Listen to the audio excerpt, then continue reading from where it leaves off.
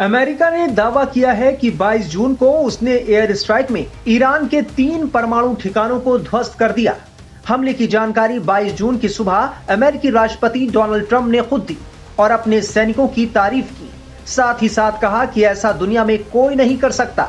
America ने अपने हमलों में फोर्दो, नतांज और इस्फहान परमाणु ठिकानों को निशाना बनाया। इस बीच फोर्दो परमाणु प्लांट पर हमले की सैटेलाइट तस्वीरें सामने आई हैं। अमेरिका दावा कर रहा है कि फोर्दो परमाणु प्लांट को नष्ट कर दिया गया है।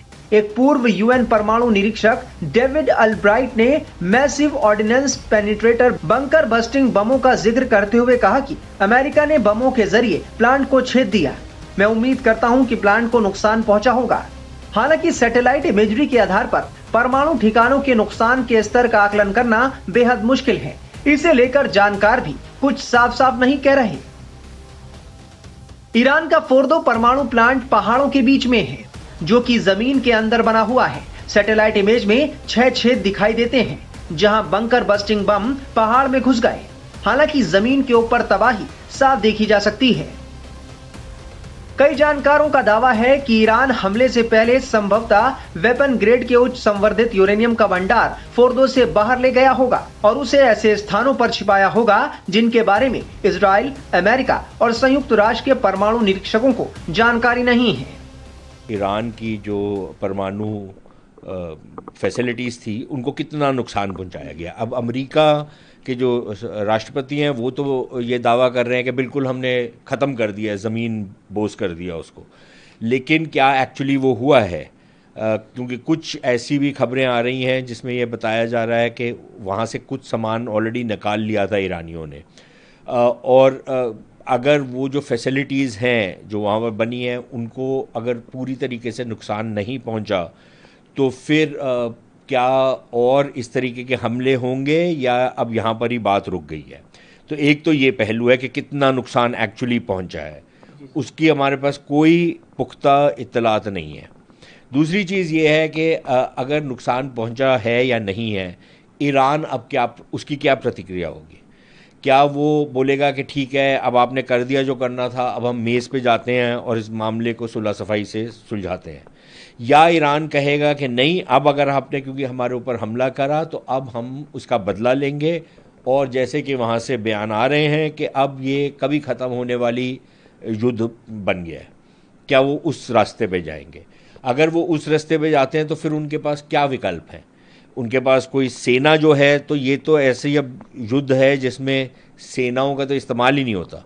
यहाँ तो हवाई जहाज़ और मिज़ाइल्स और नॉन कॉन्टैक्ट वॉरफेयर जिसको बोलते हैं वो हो रहा है। तो ईरान के पास कुछ मिज़ाइलें हैं, वो क्या सिर्फ इजराइल के ऊपर दागेंगे कि या वो अमरीकी जो अड्डे हैं उनके ऊपर भी दागेंगे?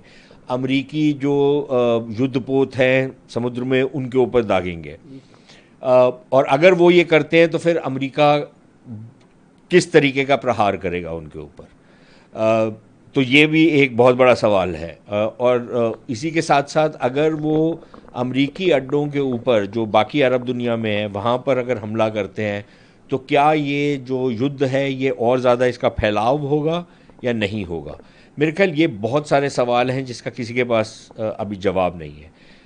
एक और जो चीज़ ईरान कर सकता है वो ये है कि जो स्ट्रेट ऑफ हॉर्मुज़ है, जहाँ से दुनिया का बहुत सारा तेल जो है, लगभग 30-35% जो दुनिया का तेल है समुद्री रास्ते से सारी दुनिया में फैलता है, अगर वो वहाँ पर कोई अड़चन लगाता है या रोक देता है या उस सारे वाटरवे को ब्लॉक कर देता है तो फिर तो सारी दुनिया के ऊपर असर पड़ता है, भारत के ऊपर भी असर पड़ता है।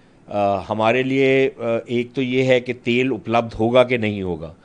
अगर तेल की उपलब्धि हम कर भी लें और देशों से, रूस से, आप अंगोला से या नाइजीरिया से, इंडोनेशिया से, वेनेजुएला से, और बहुत सारे देश हैं जहाँ से हम तेल ले सकते हैं, लेकिन फिर उसका दाम कितना बढ़ेगा? अभी भी दाम बढ़ चुका है तेल का, लेकिन अगर तेल का दाम आसमान को छूना शुरू कर देता है तो फिर तो हमारी अर्थव्यवस्था पे बहुत बुरा असर पड़ेगा। सिर्फ हमारी पे नहीं पड़ेगा, सभी पे पड़ेगा। सारी विश्व की जो अर्थव्यवस्था है वो चरमरा जाएगी। तो एक तो वो भी फैक्टर रहेगा। फिर हमारे लिए मुद्दा ये है कि अगर समुद्र के रास्ते बंद होते हैं तो फिर हमारे जो व्यापार है दुनिया भर के साथ, जो पश्चिम की तरफ से जाता है, उसका एक तो खर्चा बहुत बढ़ जाएगा, दूसरा उसमें समय बहुत लगेगा, तो वो एक अलग तरीके का हमारे ऊपर नुकसान होगा। और फाइनली हमारे लोग रहते हैं खाड़ी के देशों में, और अगर युद्ध फैलता है तो उनके ऊपर अगर कोई आंच आती है तो फिर भारत सरकार की ये जिम्मेदारी हो जाएगी उनको निकाला जाए। ईरान से तो निकाल सकते थे क्योंकि कोई बहुत ज़्यादा तादाद नहीं है ईरान में, लेकिन जो खाड़ी के देश हैं वहाँ तो बहुत बड़ी तादाद है लोगों की, तो कैसे निकालेंगे उनको? तो बहुत प्रॉब्लम्स तो हैं। और फाइनली सबसे बड़ी प्रॉब्लम ये है कि अगर ईरान के अंदर जो पहले हम देख चुके हैं सीरिया में, लिबिया में, इराक में, कोई तख्ता पलट का खेल चलता है और वहाँ पर एक गृह युद्ध वाली स्थिति पैदा हो जाती है, तो फिर ये सारा का सारा खित्ता अस्थिर हो जाएगा। एक तरफ ईरान ने इजराइल पर मिसाइल हमले तेज कर दिए हैं, दूसरी तरफ ईरान ने स्ट्रेट ऑफ हॉर्मोज को बंद करने का मन बना लिया है।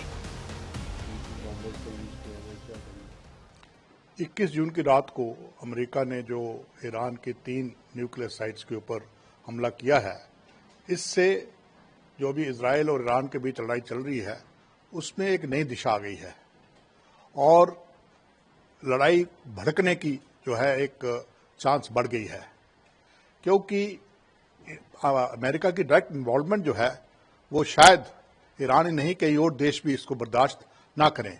जैसे हाल ही में यमन ने तो अनाउंस भी कर दिया है कि वो भी ईरान के साथ इस लड़ाई में हिस्सा लेगा। तो इससे आगे क्या हो सकता है? अब आगे देखिए, सबसे पहली बात तो ये है कि क्या अमेरिका कंटिन्यू करेगा या सिर्फ इस बॉम्बिंग के बाद बंद कर देगा। दूसरा, जो ईरान के मित्र देश हैं वो इस लड़ाई में आएंगे डायरेक्टली या इनडायरेक्टली। तीसरा, ये लड़ाई और कितना लंबी देर तक चलती है। चौथा, अमेरिका के जो ठिकाने हैं, मिलिट्री ठिकाने हैं मिडिल ईस्ट और यूरोप में, उनके ऊपर इसका क्या असर पड़ेगा।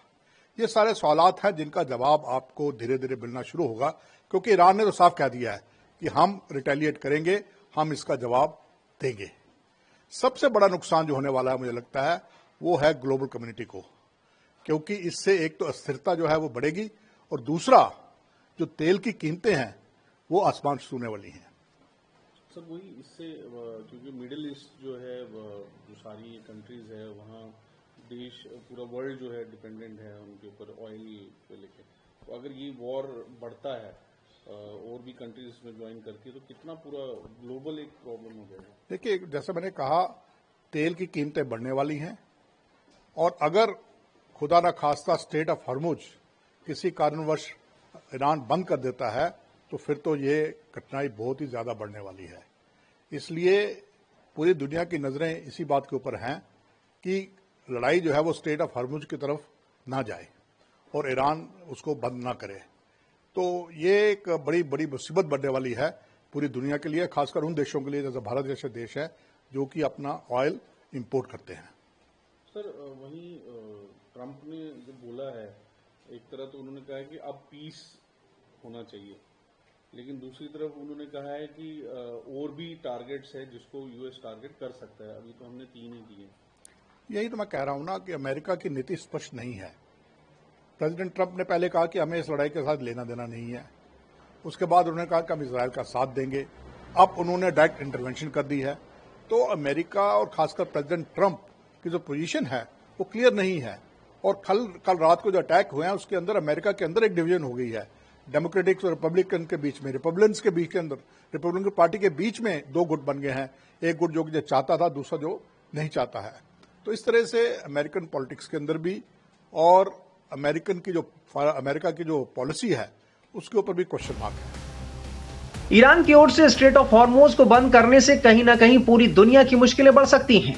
ओपेक के सदस्य सऊदी अरब, ईरान, संयुक्त अरब अमीरात, कुवैत और इराक एशियाई देशों को अपने ज्यादातर कच्चे तेल का निर्यात इसी जल डमरू मध्य के माध्यम से करते हैं। ईरान हॉर्मूज को बंद करता है तो इससे तेल और गैस की कीमतें बढ़ना तय हैं। इसका असर बाकी चीजों पर भी पड़ेगा। वो तो कहेंगे ही, क्योंकि उनका तो स्टेटेड एम ही इस लड़ाई का यही है कि ईरान की न्यूक्लियर फैसिलिटीज को तबाह करना है। तो उनकी तरफ से तो ये कहा जो शाबाश दी गई है अमेरिका को, वो दुरुस्त है। लेकिन ईरान ने जो कहा है वो भी चौंकाने वाली बात है। ईरान ने कहा है कि हमने वहां से पहले ही अपने जो वहां पे न्यूक्लियर हमारी एसेट्स थी हमने वहां से हटा ली थी, इसलिए वहां कोई नुकसान नहीं हुआ है। तो फिर फायदा क्या हुआ इस स्ट्राइक का? सर वही यूएन सेक्रेटरी जनरल भी काफी चिंतित है। उन्होंने कहा है कि डी एस्केलेशन होना चाहिए। ये काफी डेंजरस हुआ जो भी यूएस ने किया। UN has become an ineffective body. एक बिल्कुल ही यूनाइटेड जो संयुक्त राष्ट्र है वो एक इनइफेक्टिव बॉडी बन चुकी है। अमेरिका संयुक्त राष्ट्र की सुनता नहीं है। अमेरिका अपनी मर्जी चलाता है और जब अमेरिका कुछ करता है तो संयुक्त राष्ट्र भी चुप हो जाता है। तो इसलिए इनके बयानात पर ज्यादा ध्यान नहीं देना चाहिए। इंडिया को कितना असर हुआ है इस सारे? देखिए, इंडिया चाहता है कि ये लड़ाई दोनों देश मिलकर सुलझाएं और जल्द से जल्द इस पर जो खत्म होनी चाहिए। इंडिया नहीं चाहता कि किसी के दबाव में आकर लड़ाई खत्म की जाए। तो इसलिए भारत का जो मौकिफ है, भारत का जो स्टांस है, बिल्कुल साफ है। भारत उसको दृढ़ है। लेकिन जो हालात बन रहे हैं जिनसे तेल की कीमतें बढ़ने वाली हैं और स्थिरता जो बढ़ रही है दुनिया के अंदर, उससे निश्चित है कि बाकी देशों की तरह भारत भी चिंतित होगा। तो क्या लगता है कि एस्केलेशन होगा? क्योंकि इसमें हो सकता है कि अगर एस्केलेशन हो तो चाइना और बाकी उनको भी पढ़ना पड़ेगा। इसमें बड़ी कंट्रीज को भी वर्ल्ड वॉर की तरफ जा रहा है। जैसे मैंने कहा कि वर्ल्ड वॉर की तरफ तो नहीं, लेकिन एस्केलेशन है। और जो ईरान के साथी हैं, जैसे उनका नाम लिया आपने, चीन, नॉर्थ कोरिया, रशिया, अगर ये देश क्या लड़ाई में डायरेक्ट शामिल होंगे, ये सवाल अभी इतना जल्दी आप जवाब नहीं दे सकते, क्योंकि उनके भी अपने इंटरेस्ट हैं। लेकिन लड़ाई बढ़ रही है, इसका दायरा बढ़ रहा है और अगर डायरेक्ट नहीं तो इनडायरेक्ट सपोर्ट जो है ईरान के लिए काफी बढ़ेगी। वहीं ईरान का कहना है कि उसकी न्यूक्लियर साइट्स को कोई नुकसान नहीं हुआ है और वो पूरी तरह सुरक्षित हैं। ईरान ने रेडिएशन लीक के खतरे से भी इनकार किया है।